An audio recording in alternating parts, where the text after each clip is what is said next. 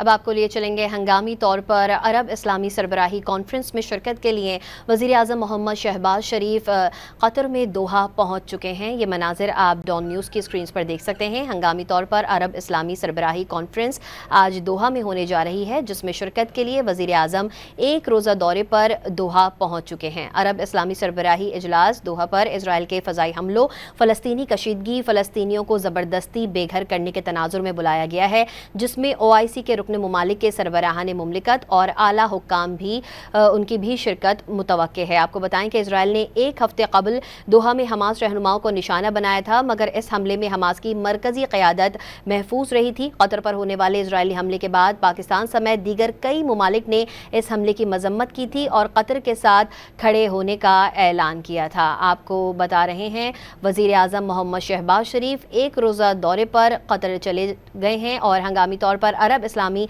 सरबराही conference आज दोहा में होने जा रही है। वज़ीर आज़म शहबाज शरीफ दोहा पहुंच चुके हैं। शिरकत के लिए वज़ीर आज़म एक रोज़ा दौरे पर इस वक्त दोहा में मौजूद हैं।